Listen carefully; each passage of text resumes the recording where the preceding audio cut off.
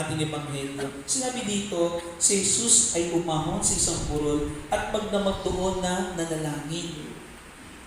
Like ko sinasabi sa inyo ito na even Jesus, nire-respect niya yung tatlong S.